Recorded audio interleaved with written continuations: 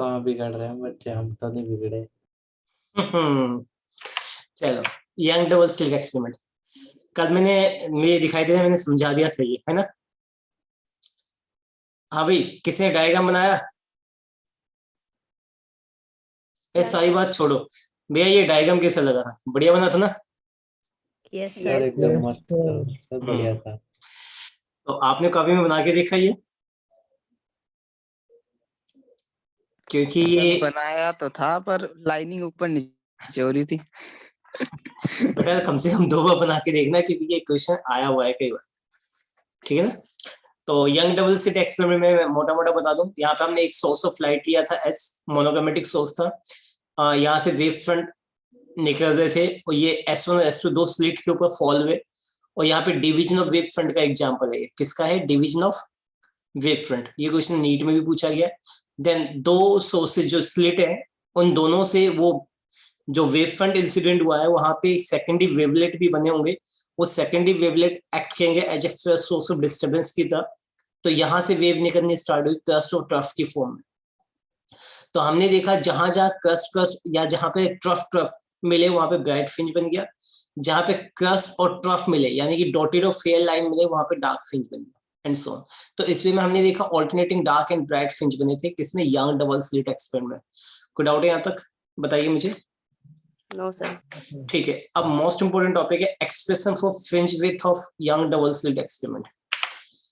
Fringe width की हमें expression करनी है। ये जो फ्रिंजेस बने हैं उसकी कितनी ब्रेथ है उसे हम बीटा से नोट करते हैं, वो बीटा हम निकालेंगे, ठीक है। बीटा से नोट करते हैं, बीटा हम यहाँ पे कैलकुलेट करते हैं। तो expression for fringe width in young double slit experiment most important है, इसे ज्यादा ध्यान से देखना।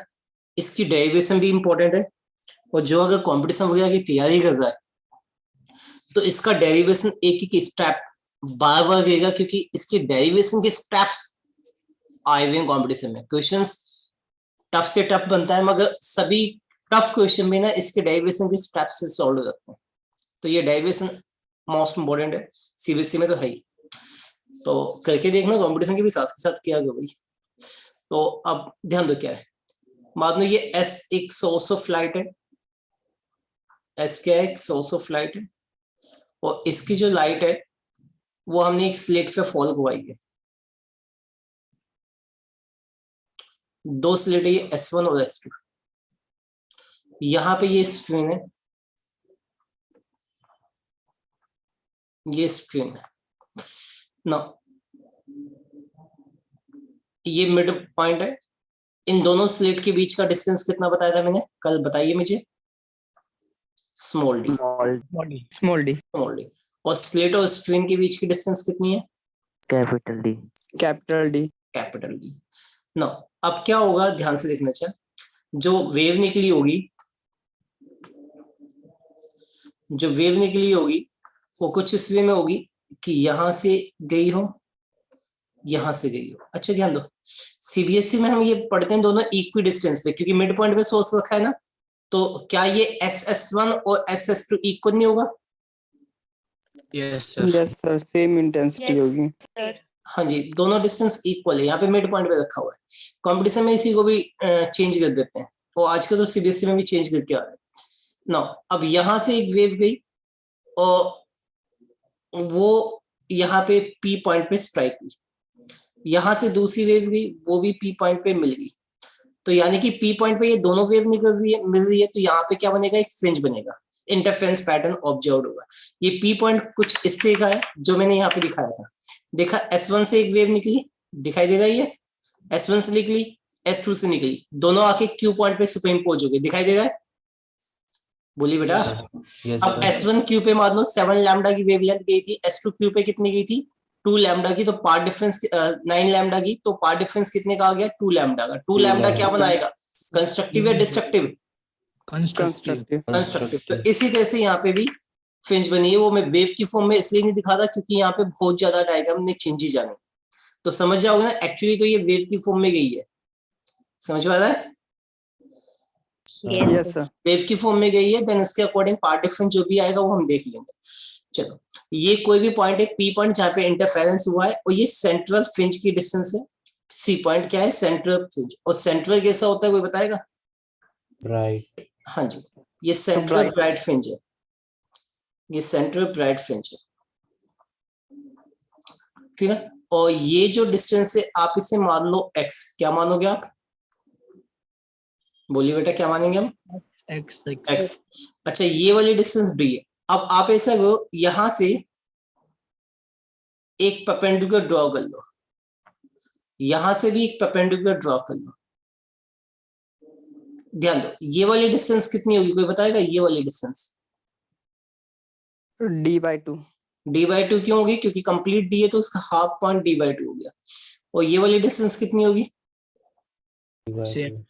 d/2। तो अब ध्यान दो, मैं मान लेता हूं कि इन फिगर ये सी पॉइंट था, और इसे नाम दे दो, अब इसे नाम दे दो, आप क्या दोगे भाई इसे नाम? इसे नाम दे दो E और इसे नाम दे दो F। ये वाला पॉइंट तो सी था ही। तो अब तुम्हें पता है कि सबसे पहले पार्ट डिफरेंस निकालेंगे, ये तो यहीं पे याद रह जाएगा ना। S is the source of monochromatic light and D is the separation between two slit. और कैपिटल D क्या है, कोई बताएगा? सेपरेशन बिटवीन, बोलिए। And slits. हाँ स्लिट जी, एंड स्क्रीन। ये ना वर्डिंग में याद होनी चाहिए, क्योंकि न्यूमेरिकल करते समय बहुत काम किया। स्लिट एंड स्क्रीन के बीच की कैपिटल डिस्टेंस D है, और C is the position of center of bright fringe, और P is any point on the screen where the interference is observed। यहाँ तक की बात लिख दोगे ये डायग्राम के बारे में? यस। तो therefore अगर मैं पार्ट डिफरेंस निकालूं, अगर मैं पार्ट डिफरेंस निकालूं बिटवीन टू वेव फ्रॉम, कहां से निकल रही है? S1 और S2 से एट P पॉइंट पे, तो कितना होगा, कोई बताएगा? पार्ट डिफरेंस कौन सा पाथ ज्यादा है? S2P ज्यादा या S1P ज्यादा है? S2P S2P। हाँ, S2P में से घटा देना S1P को। अब ध्यान दो, पाइथागोरस यूज क्यों मैं? तो कोई नहीं बताएगा। S1P ये वाली डिस्टेंस हो गया ना, ये वाली। आप तुम्हें पता है कि ये वाली डिस्टेंस कितनी है भाई? D है। और ये वाली डिस्टेंस कितनी होगी? x माइनस में D/2। तो ये कितनी होगी, कोई बताएगा? D का स्क्वायर प्लस में, बोलना बेटा, X minus D/2 का whole minus square whole plus D. नहीं प्लस आएगा, सॉरी। कौन सा? S2P की बात करो ना, S2P तो ये वाला हो गया, ये वाली डिस्टेंस हो गई ना। तो ये जो नीचे तक की डिस्टेंस आएगी वो क्या जाएगी? x प्लस में D/2 जाएगी, है ना? बोलिए बेटा। यस और सर। S1P क्या होगा, जो पीछे बताया था अभी मैंने? D स्क्वायर प्लस में x माइनस में D/2 का होल। तो अब मेरे पास देखो, मैं यहाँ पे क्या आएगा मेरे पास? ध्यान दो, D स्क्वायर कॉमन निकाल लो मैं, तो D स्क्वायर का स्क्वायर रूट से बाहर निकलेगा तो D आएगा। यहाँ पे क्या बचेगा? 1 प्लस में 1/D स्क्वायर x प्लस में D/2 का होल स्क्वायर की पावर 1/2, यही बनेगा नहीं बनेगा? Yes sir. माइनस ये D स्क्वायर का D बाहर आ जाएगा। यहाँ पे भी क्या बचेगा? 1 प्लस में 1/D स्क्वायर x माइनस में D/2 का होल स्क्वायर की पावर 1/2, यही आएगा नहीं आएगा? Yes sir. अब तुम्हें पता है कि बाइनोमियल के अकॉर्डिंग, बाइनोमियल के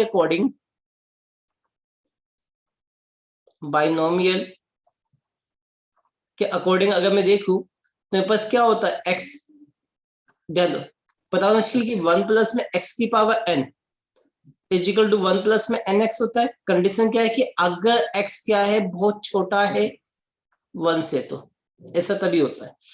अब ध्यान दो, अगर मैं x और D/2 की डिस्टेंस देखूं, मेरे पास पता होना चाहिए x प्लस में ये जो D/2 है ये ज्यादातर होता है mm में। किस में होता है अभी? mm। और ये जो D होता है वो किस में होता है? मीटर में। किस में होता है? मीटर। तो अगर मैं इन दोनों का डिवीजन देखूं, उसका स्क्वायर देखूं, तो ये तो मच लेस देन 1 हो गया, हुआ नहीं हुआ? Yes sir. तो यानी कि ये क्वांटिटी मच लेस देन 1 हो गई, तो मैं बाइनोमियल यूज कर सकता हूं। बाइनोमियल के अकॉर्डिंग मेरे पास क्या आ जाएगा? ध्यान दो, D 1 प्लस में ये पावर आगे आ जाएगी 1/2D स्क्वायर x प्लस में D/2 का होल स्क्वायर माइनस में D 1 प्लस में ये भी 1/2 आगे आ जाएगा 1/2D स्क्वायर x माइनस में d बाई 2 का होल स्क्वायर, यही होगा भाई, Yes, sir. ठीक है। नो अब अगर मैं मल्टीप्लाई कर दो d प्लस में 1/2d x प्लस में d बाई 2 का होल स्क्वायर माइनस में d माइनस में 1/2d x माइनस में d बाई 2 का होल स्क्वायर, यही आएगा भाई, बताइए मुझे, बोलिए बेटा। d से d कट गया, इन दोनों से 1/2d का स्क्वायर को 1/2d कॉमन निकाल दूं मैं, क्या बनेगा? Yes, sir. इसका स्क्वायर देखो तो x स्क्वायर प्लस में d बाई 2 का स्क्वायर प्लस में 2x d बाई 2 आ गया, माइनस में इसका होल स्क्वायर देखो तो x स्क्वायर माइनस में d बाई 2 का whole square, minus minus plus हो जाएगा, 2x d बाई 2 हो जाएगा। हाँ जी बोलिए, कोई डाउट है यहाँ तक? No, sir. No sir. No, तो मेरे sir. पास क्या बच गया, यानी कि पार्ट डिफरेंस कितना आ गया इसमें, देखो तो यहाँ पे xd, यहाँ पे भी xd यानी कि 2xd, तो टोटल मिला के आ गया xd डिवाइडेड बाय d आ जाएगा, क्या यही आएगा? क्योंकि देखना 2 से ये 2 कट गया, इस 2 से ये 2 कट गया, ये 2xd हो गया ऊपर, नीचे यहाँ पे 2b है ना भाई, 2xd हो Yes, गया sir. और नीचे 2b है, तो 2 Yes, से 2 sir. कट गया, तो xd बाय d आ जाएगा, यानी कि मेरे पास क्या आ गया, देयरफॉर पार्ट डिफरेंस। अब मैं अगर देखूं यहाँ पे, देयरफॉर पार्ट डिफरेंस कितना आ गया, बोलेगा कोई? xd divide by d, X D Y capital D. Capital D. अच्छा यहाँ पे स्मॉल डी क्या था? Separation between Slit. स्लिट्स था, और कैपिटल डी क्या था? Separation between slits and screen. Separation between slits and screen होगा, स्लिट्स एंड स्क्रीन होगा, याद है जाएगा, Yes, sir. ठीक है। अब ध्यान से देखना चाहिए। अच्छा मैं यहाँ पे एक चीज बताना चाहूँ, कंपटीशन में ज्यादा सा डिफरेंस क्या आएगा अगर इस टाइप के क्वेश्चन आए हुए जेईई एडवांस में भी, तो वहां पे डिफरेंस क्या होगा? तुम्हें याद हो तो मैंने यहाँ पे बाइनोमियल अप्रोक्सीमेशन यूज किया हुआ है ना, Yes, Yes, sir. sir. और मैंने बताया बाइनोमियल अप्रोक्सीमेशन मैंने कब यूज किया है, जब x प्लस में d बाई 2, क्योंकि mm में होता है और ये d किस में होता है, मीटर में होता है, तो ऑब्वियसली ये बहुत छोटा हो गया, तो इसका स्क्वायर और भी ज्यादा छोटा हो गया, इसी वजह से मैंने बाइनोमियल यूज किया। मगर याद रखना कई बार क्या होता है कि ये वाली डिस्टेंस इतनी छोटी नहीं होती कि मैं बाइनोमियल यूज करूं कंपटीशन एग्जाम में, तो वहां पे देख लेना, अगर छोटी है तो आप बाइनोमियल यूज करोगे, नहीं छोटी होती, कई बार क्या होता है कि d डिस्टेंस है और x को भी d की फॉर्म में दिया जाता है, तो फिर उस केस में छोटा नहीं हुआ, तो उसमें मुझे एक्चुअल वे में सॉल्व करना है, जो भी आंसर आएगा वो दिख जाएगा, ठीक है ना, कोई ज्यादा टफ नहीं होता, बस ये कंसेप्ट आप डायरेक्ट फॉर्मूला ये यूज नहीं करेंगे उसमें पार्ट डिफरेंस का, ये पार्ट डिफरेंस का डायरेक्ट फॉर्मूला तब यूज होता है जब क्या था कि x प्लस में d by 2 much less than किससे हो, d से, ये तभी यूज करोगे आप डायरेक्ट पार्ट डिफरेंस का फॉर्मूला, कंपटीशन में खासकर सीबीएसई में तो कर सकते हो, क्योंकि सीबीएसई में इसी केस के आते हैं क्वेश्चन।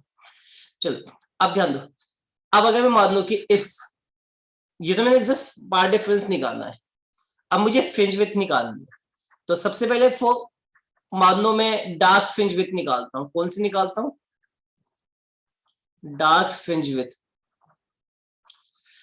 तो ध्यान दो कैसे निकालूंगा, ध्यान से देखना चाहिए। अच्छा ये बताइए डार्क फ्रिंज विड्थ क्या होगा, दो ब्राइट के बीच में होगा या फिर डार्क के बीच में होगा? सर दो दो डार्क ब्राइट के के बीच में. Dark and bright. दो ब्राइट के बीच में, दो ब्राइट के बीच में एक डार्क होगा, है ना, Yes, sir. तो अगर मैं मान Yes, लूं sir. ये मेरे पास डार्क है, इसके नीचे इसके ऊपर nth ब्राइट फ्रिंज है, उसकी मैं किसी तरह से पोजीशन निकाल लूं, और उसके नीचे क्या होगा, n-1th ब्राइट फ्रिंज होगा, उसकी भी पोजीशन निकाल लूं, है ना, दोनों की अगर मैं पोजीशन निकाल लूं तो मैं डार्क फ्रिंज विड्थ निकाल सकता हूं, नहीं निकाल सकता? Yes, sir. तो अब इसके लिए मैं मान लूं डार्क फ्रिंज विड्थ के लिए मैं मान लेता हूं लेट p बी, जो p है वो क्या है, बी nth कौन सा फ्रिंज है, Bright fringe. ब्राइट फ्रिंज है। तो therefore जो पार्ट डिफरेंस होना चाहिए, तुम्हें पता है कि ब्राइट फ्रिंज के लिए पार्ट डिफरेंस कितना होना चाहिए? एन लैम्डा होना चाहिए, कल बताया N था lambda। याद है या भूल गए? Yes, sir. N lambda. हाँ जी, तो पार्ट डिफरेंस एन लैम्डा होना चाहिए, यानी कि पार्ट डिफरेंस क्या है? X d by capital D is equal to n lambda होता है। तो this implies x n is equal to कितना हो गया? N lambda D by small d. कोई डाउट है? No, sir. पक्का कोई डाउट नहीं है? सर ठीक, तो ये मेरे पास पता होना चाहिए दिस इज, इसके बेस पे भी न्यूमेरिकल है, दिस इज पोजीशन ऑफ क्या भाई? एनथ डार्क या bright fringe? Bright Bright. fringe. Nth bright fringe कहां से? Central bright. bright. From central fringe से, फ्रॉम सेंट्रल फ्रिंज, ठीक है ना? तो सिमिलरली अगर मैं डिस्टेंस ऑफ, ये पोजीशन कह दूं या डिस्टेंस कह दूं? Distance of n minus one, distance of n minus one bright fringe निकालू तो क्या आएगा? कोई बताएगा? फ्रॉम सेंट्रल फ्रिंज से क्या आएगा? एक्स एन था ये, तो इसे एक्स एन माइनस वन लिख दो, एन की जगह एन माइनस में one lambda D by d. कोई डाउट है? बताइए भाई। No sir Sir. No sir. तो अब ध्यान दो इसे, No, अब sir. तुम्हें पता है कि since a dark fringe lie between, किस किस के बीच में लाई कर रहा है? Lie between Two bright fringe. Two bright fringe के बीच में। Two bright fringe. तो therefore इसी वजह से therefore जो डार्क फ्रिंज विथ बनेगी वो क्या बनेगी? डार्क फ्रिंज विथ, बताइए बेटा क्या बनेगी? Action minus one. एक्सएन में से एक्सएन माइनस वन घटा दो भाई, इन दोनों का डिफरेंस ये था एक्सएन कंप्लीट, ये था एक्सएन माइनस वन, तो बीच का गैप क्या बनेगा? ये डार्क फ्रिंज बनेगा ना, डार्क का गैप। Yes, बोलिए बेटा। sir. ठीक, तो इन दोनों को घटा दो, एक्सएन क्या है? N lambda D by d में से घटा दिया एन माइनस में one lambda D by d, तो भैया दोनों को घटाएंगे तो बीटा इज इक्वल टू कितना आएगा? Lambda D by lambda D by D. ये फॉर्मूला याद रखना है, इसके बेस पे बहुत न्यूमेरिकल है, आज ही कम से कम 5 से 10 न्यूमेरिकल करने हैं आपको सभी को। कोई डाउट है किसी को? Hello, No, sir. तो No 10 sir. 10 न्यूमेरिकल आज कौन कौन कर देगा? हैंड राइज, सिर्फ 2 ही बच्चे हैं, 3 बच्चे हैं, सिर्फ 13 ही बच्चे हैं।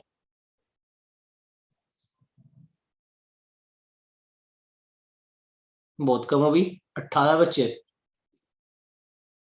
भाई कम से कम झूठी हाँ भर दिया करो गधो।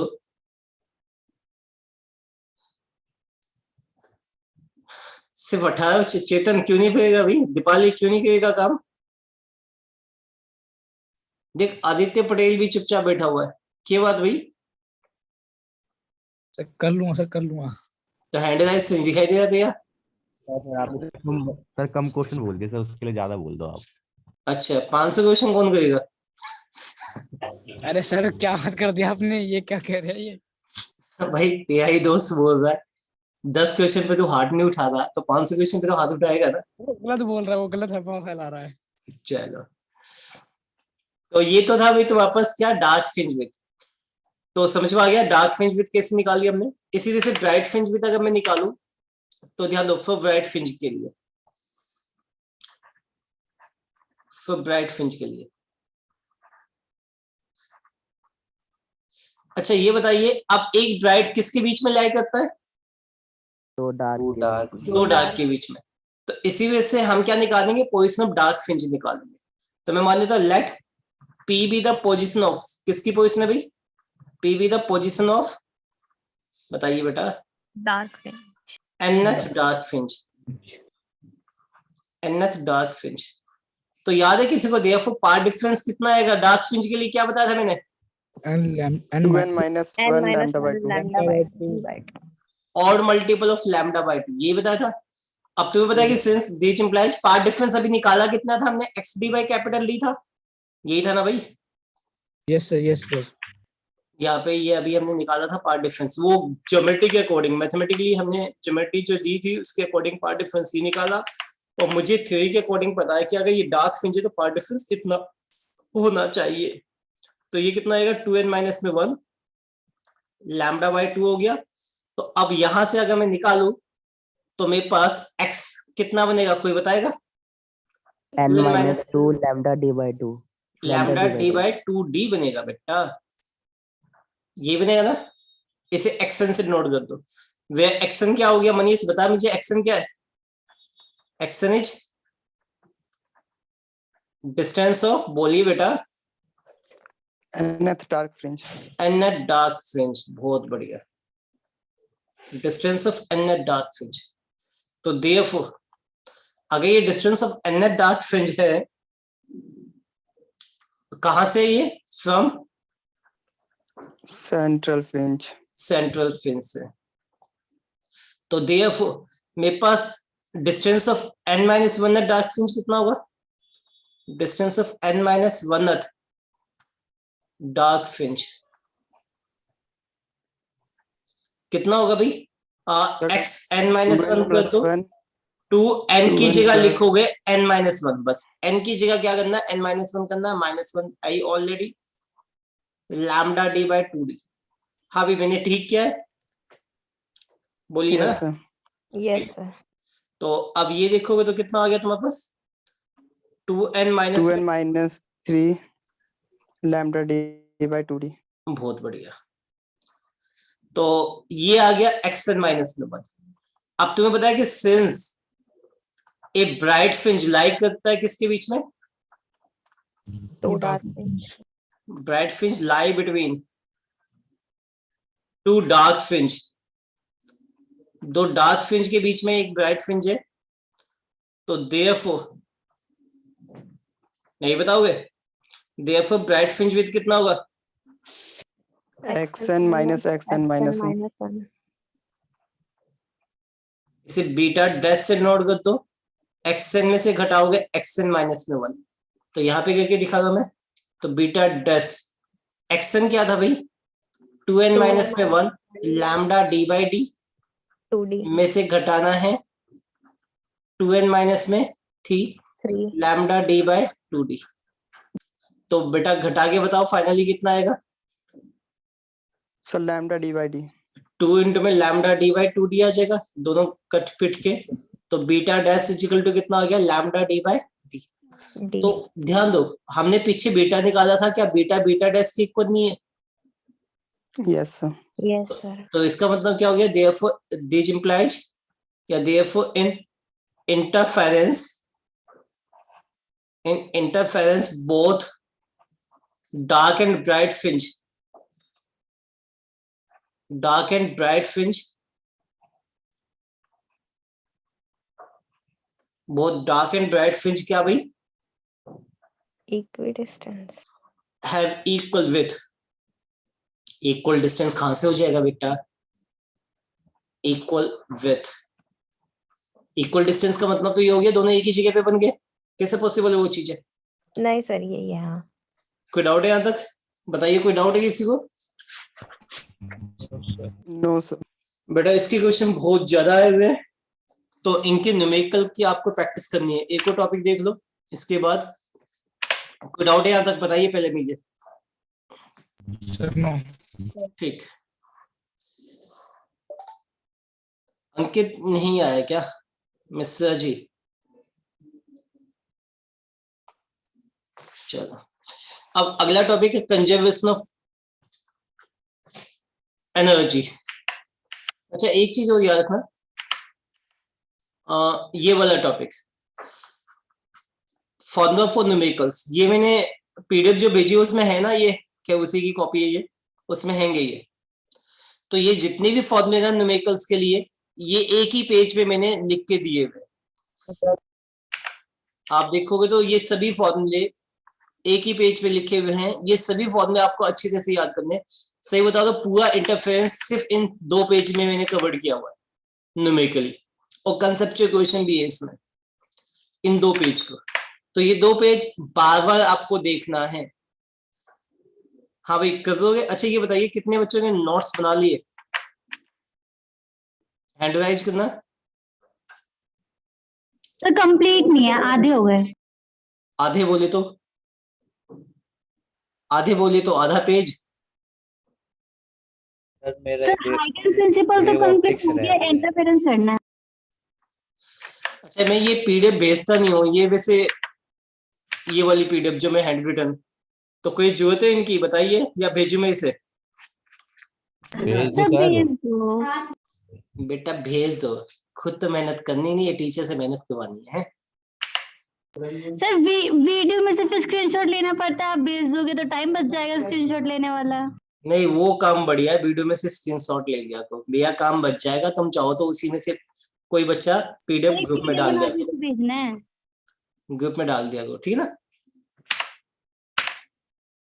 चलो conservation of energy in the interference.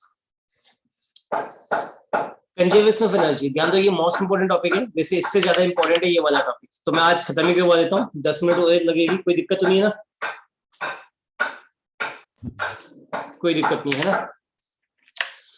तो conservation of energy, if A and B are the amplitude of 2 wave है, तो तुम्हें पता है कि सुपरइम्पोजिशन दोनों वेव है, सुपरइम्पोज करते हैं इंटरफेरेंस के लिए, तो बिफोर इंटरफेरेंस इनकी इंटेंसिटी कितनी होगी? तो पता है कि ए और बी एम्पलीट्यूड है 2 वेव की, एक ये वेव जा रही है, एक ये वेव जा रही है, इसका एम्पलीट्यूड है बी, इसका एम्पलीट्यूड है ए, तो इसकी जो इंटेंसिटी होगी वो प्रोपोर्शनल टू एम्पलीट्यूड का इसकी होगी, पहले वाले की है ना।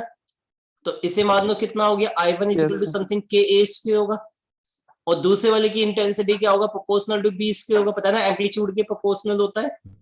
Yes sir. तो दूसरे वाले की इंटेंसिटी कितनी होगी, के बी स्क्वायर। तो देयरफॉर बिफोर इंटरफेरेंस सुपरइम्पोजिशन से पहले इनकी एनर्जी कितनी है, इंटेंसिटी क्या होती है, एनर्जी होती है। इंटेंसिटी कितनी है दोनों की बताइए मुझे, I1 प्लस में I2 जो कि कितनी होगी, के ए स्क्वायर प्लस में बी स्क्वायर। भाई बिफोर तो इतनी, अगर आफ्टर भी इतनी हो जाती है तो ऑब्वियसली एनर्जी कंजर्व्ड है ना। और वैसे भी मैंने आपको बताया था interference is nothing but the redistribution of energy. तुम्हें पता है 2 वेव आ रही है, दोनों की अपनी अपनी वेव है, वही वेव आपस में सुपरइम्पोज करती है, मतलब उनकी एनर्जी दोनों सम अप होती है और नए सिरे से वो डिस्ट्रीब्यूट होती है, उसी को हम इंटरफेरेंस कहते हैं। तो ठीक है हमने देख लिया बिफोर इंटरफेरेंस इतनी इंटेंसिटी। नाउ अब आफ्टर इंटरफेरेंस अगर मैं मैक्सिमम इंटेंसिटी देखूं तो कितनी थी, मैक्सिमम समथिंग के ए प्लस बी था नहीं था? Yes sir. तो यहां से और एंड ऑल्सो मिनिमम कितना था, के ए माइनस बी का के ए माइनस 2 का होल स्क्वायर। तो therefore after interference average intensity निकालू तो कितना होगा, दोनों का सम डिवाइडेड बाय 2 होगा, तो दोनों का सम के ए प्लस बी का होल स्क्वायर प्लस में के ए माइनस बी का whole square divided by 2। Solve करके देखो पता चलेगा कितना आएगा, आप सॉल्व करोगे तो ट्वाइस में ए स्क्वायर प्लस में ट्वाइस में बी स्क्वायर आ जाएगा, क्योंकि प्लस का 2ab और माइनस का 2ab कैंसिल हो जाएगा, डिवाइड बाय 2। तो कितना आ गया, के ए स्क्वायर प्लस में बी स्क्वायर आएगा नहीं आएगा? Yes sir. तो ये वाला इक्वेशन 1 दे दो, ये वाली इक्वेशन 2 दे दो। तो देयरफॉर पहले और दूसरे से देखो, सम 1 एंड 2 से जितनी इनिशियल थी एनर्जी उतनी ही फाइनल हो गई। ये इनिशियल मान लो, ये आई फाइनल मान लो। कोई डाउट है? तो एनर्जी क्या है, कंजर्व्ड है या नहीं है बताइए मुझे। Yes sir. Yes sir Yes, conserve. sir. ठीक है ये टॉपिक ना, इसके बाद ये खेल ज्यादा इतना इंपॉर्टेंट नहीं होता, मगर ये ज्यादा इंपॉर्टेंट है, इंटेंसिटी पैटर्न इन इंटरफेरेंस। समझिए इंटेंसिटी पैटर्न मुझे बनाना है, इंटरफेरेंस में कैसा बनेगा। मैं मानता था ए और B amplitude of 2 wave superimposing and their intensity कितनी होगी, पहले वाले की इंटेंसिटी कितनी होगी, I1 इक्वल टू समथिंग के ए स्क्वायर होगी, दूसरे वाले की इंटेंसिटी समथिंग के बी स्क्वायर होगी नहीं होगी बताइए मुझे। Yes sir. Yes sir. अब तुम्हें पता है कि सिंस रिजल्टेंट एम्पलीट्यूड कितना होता है, रिजल्टेंट एम्पलीट्यूड का फॉर्मूला की याद है किसी को? क्या बताया था मैंने? Under root A square plus B square plus 2ab cos phi। A square plus में बी स्क्वायर प्लस में 2ab cos phi, ठीक है ना, यही होगा। तो अब अगर मैं देखूं तो आर स्क्वायर कितना हो गया मेरे पास? ए स्क्वायर प्लस में बी स्क्वायर प्लस में 2ab cos phi। तो देयरफॉर रिजल्टेंट इंटेंसिटी कितनी आएगी इंटरफेरेंस में? रिजल्टेंट इंटेंसिटी कोई बताएगा कितना आएगा? I is proportional to something के आर स्क्वायर आएगा, आएगा नहीं आएगा? Yes sir. तो कितना हो गया ये? के आर स्क्वायर यानी कि के ए स्क्वायर प्लस में के बी स्क्वायर प्लस में 2 रूट के ए रूट के बी इंटू में cos phi। कोई डाउट है? मैंने कुछ नहीं किया, यहाँ पे के से मल्टीप्लाई कर दिया सभी को, है ना। बस ये जो के था उसे रूट के की फॉर्म में लिख दिया। कोई डाउट है? No sir. रूट के वही के बन जाएगा ना। ऐसा करने से बस फायदा क्या होगा कि ये इंटेंसिटी I1 हो गई, ये वाली इंटेंसिटी I2 हो गई, और ये वाली इंटेंसिटी 2 रूट में I1 रूट में I2 cos phi हो गया। अच्छा, ये भी एक फॉर्मूला है, इसके बेस पे भी क्वेश्चन आए हुए हैं, इस फॉर्मूले बेस पे। अब तुम्हें पता है कि since in young double slit experiment में, याद रखना, इन यंग डबल स्लिट एक्सपेरिमेंट में आपने देखा था कि दोनों की स्लिट विड्थ इक्वल होती है। अगर स्लिट विड्थ इक्वल है गई तो दोनों का एम्पलीट्यूड भी क्या होगा? इक्वल होगा। अगर एम्पलीट्यूड इक्वल हो गया तो इंटेंसिटी भी क्या होगी? इक्वल होगी। इंटेंसिटी दोनों की इक्वल, यानी कि यहाँ से जो वेव आ रही है वो यहाँ से भी उतनी ही इंटेंसिटी की वेव आएगी। तो देयरफॉर यहाँ पे जो रिजल्टेंट I बन गया, दोनों की इंटेंसिटी को मान लो आप क्या है? I नोड है। तो रिजल्टेंट कितना बनेगा? देखो तो I नोड प्लस में I नोड प्लस में 2 I नोड हो जाएगा ना, क्योंकि रूट रूट, बताइए मुझे। यस। तो 2 I नोड कॉमन आ गया, क्या बन गया? 1 प्लस में cos phi, cos phi। और इसे लिख दूं मैं 2 I नोड, इसकी जगह क्या लिखूंगा?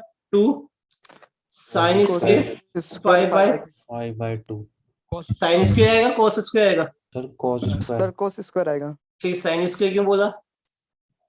आपने लिखा क्या बात कर रहा है?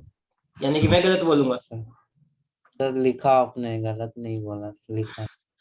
चल बेटा, मैं नहीं बोला था। cos स्क्वायर 5/2, कोई डाउट है यहाँ तक? तो मेरे पास क्या आ गया? I is equal to 4 I naught cos square 5 cos square 5/2। तो ये फॉर्मूला मोस्ट इंपॉर्टेंट है, आज का ज्यादातर क्वेश्चन इसी के बेस पर आ रहा है, ठीक है। आज के ज्यादातर क्वेश्चन इसी फॉर्मूले बेस पर आ रहा है। तो ये फॉर्मूला ड्राइव हो जाएगा, इसके बेस पे मैंने बताया बहुत ज्यादा क्वेश्चन आए हुए हैं, आप करके देखना। एनसीईआरटी के भी क्वेश्चन भरे हुए हैं इसके, आज एनसीईआरटी के भी क्वेश्चन। अच्छा, एक डिफ्रेक्शन बच गया बस तुम्हारा, ठीक है ना। करने की कोशिश करना, एसएल अरोड़ा में से क्वेश्चंस करने हैं तुम्हें, क्योंकि इसमें टॉपिक वाइज क्वेश्चन दिए हुए। कर दोगे आज? Yes sir. तो ये चैप्टर खत्म हो चुका है, तो कम से कम 30 से 35 क्वेश्चन आप तुम्हें करने हैं, ठीक है ना। अच्छा, इसका आप तुम ग्राफ बनाओ। cos स्क्वायर का ग्राफ कोई बताएगा कैसे जाएगा? यही आता है ना, बना के दिखाऊं या फिर समझ जाओगे? सर समझ जाएंगे। ध्यान दो, फाई की वैल्यू पाई रखूंगा तो π/2 90 हो गया, 90 के यहाँ पे 0 आ गया, पाई पे क्या हो गया? 0, 2 पाई पे मैक्सिमम होगा, 3 पाई पे मिनिमम। याद है मैंने अभी बताया था, ये मिनिमम इंटेंसिटी यानी कि डार्क फ्रिंज की कंडीशन क्या बताई थी? Phase difference should be an odd multiple of λ/2, यही बताया था ना? नहीं, an odd multiple of pi बताया था। तो पाई, 3 पाई, 5 पाई ये मिनिमम की है ना। और कंस्ट्रक्टिव के लिए क्या बताया था हमने? फाई क्या होना चाहिए? इवन मल्टीपल ऑफ पाई। जैसे 0 हो गया, 2 पाई हो गया, 4 पाई हो गया, याद आया? अच्छा, इसी को पाथ की फॉर्म में बनाओगे तो ऐसा जाएगा ग्राफ। क्यों? क्योंकि अगर मैं देखूं तो पाथ डिफरेंस जो होता है वो क्या होता है? λ/2 पाई इंटू में फेज डिफरेंस, है ना।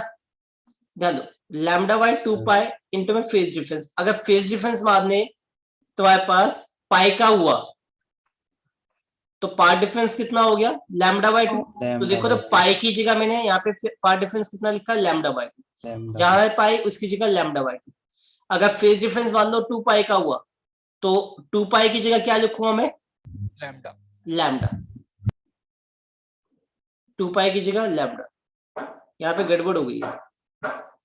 ये वाला पॉइंट आएगा लैम्डा का, ये वाला पॉइंट आएगा 3 लैम्डा बाय 2 का, ये वाला पॉइंट आएगा किसका 2 लैम्डा का। तो इस तरह से चलेगा। कोई डाउट है किसी को बताएगा ना? अब एक ये न्यूमेरिकल का ये पूरी टेबल एक बार बना लेना, और मैं कहूंगा कि ये सभी फॉर्मूले आपको हैंड रिटन करके बनाना, जस्ट पढ़ने से बात नहीं बनेगी, कम से कम 2 बार बना के लिख के देखना, लिख लोगे क्योंकि ये सब कुछ मैं पढ़ा चुका हूँ। बताइए ना, यस सर। जो नहीं पढ़ा है वो यहाँ पे है पॉइंट, ये यहाँ तक मैं सब कुछ पढ़ा चुका हूँ। चलो 2-3 चीजें और याद कर लो कि इन यंग डबल स्लिट एक्सपेरिमेंट क्या इंटेंसिटी क्या होता है, डिस्टेंस के प्रोपोर्शनल होता है, पता है? ये तो शुरू से कहानी सुनी होगी, 11th क्लास में भी था। तो और डिस्टेंस क्या है, सोर्स और स्लिट के बीच की डिस्टेंस। तो जितना सोर्स दूर जाएगा उतनी इंटेंसिटी कम होगी, याद रखना। अगर मैं मान लू यहाँ पे W1 और W2 ये क्या है, स्लिट विड्थ है, याद रखना। W1 एंड W2 क्या है, स्लिट विड्थ है। तो याद रखना जो इंटेंसिटी है, जितनी ज्यादा विड्थ होगी उतनी ज्यादा रेडियस यहाँ से निकलेगी, यानी कि उतनी ज्यादा इंटेंसिटी निकलेगी। तो इंटेंसिटी विड्थ के डायरेक्टली प्रोपोर्शनल है, और this is directly proportional to square of amplitude, पता है ना? Intensity is proportional to square of amplitude. तो ऑब्वियसली I1 by I2 वो विड्थ के प्रोपोर्शनल है, और विड्थ किसके प्रोपोर्शनल हो गई, एम्पलीट्यूड के। कोई डाउट है? ठीक है। पार्ट डिफरेंस ये मैं बता चुका था, इसे भी याद रखो। ज्योमेट्रिकली जो आया था x3/d। nth ब्राइट फ्रिंज की पोजीशन का फॉर्मूला क्या आया था, n लैम्डा d/d आया था। nth डार्क फ्रिंज का फॉर्मूला क्या आया था, 2n - 1 लैम्डा d/d आया था। और फ्रिंज विड्थ का फॉर्मूला क्या आया था, इक्वल आई थी, याद है ना? एक ये क्वेश्चन कई बार आया हुआ है। क्या क्वेश्चन है कि अगर मैं पूरा का पूरा एपरेटस मीडियम में इमर्ज कर दूं जिसकी रिफ्रैक्टिव इंडेक्स म्यू है, तो फ्रिंज विड्थ पे क्या इफेक्ट पड़ेगा? तो पता है कि एयर में अगर मैं देखूं तो बीटा कितना होता है, लैम्डा इन एयर d/d। अब मैं इसी एपरेटस को अगर मैं लिक्विड में इमर्ज कर दूं तो क्या d और स्मॉल d में फर्क पड़ेगा? No sir. नहीं। किस में फर्क पड़ेगा, वेवलेंथ में। सर बीटा में पड़ेगा, और Wavelength बीटा चेंज हो जाएगा। वेवलेंथ में फर्क पड़ेगा ना भाई। तो Yes, दोनों का डिवाइड कर दूं तो मेरे पास beta in air divide by beta in medium कितना आएगा बेटा, बोलिए? Lambda in air divide by lambda in medium, जो कि रिफ्रैक्टिव इंडेक्स होता है। Yes sir. तो beta in medium is equal to कितना हो गया, beta in air divide by refractive index. तो जब मैं पूरा अपरेटस किसी मीडियम में रखूंगा, पूरा अपरेटस अगर मैं किसी मीडियम में रखता हूं तो क्या होगा भाई, उसकी फ्रिंज विड्थ घट जाएगी, घट जाएगी ना? Yes yes sir. सर। तो ये चैप्टर खत्म हो चुका, इंटरफेरेंस, डिफ्रैक्शन बच गया। अब मेरी बात ध्यान से सुनो। चलो यहां तक तो कर लोगे ना? Yes sir.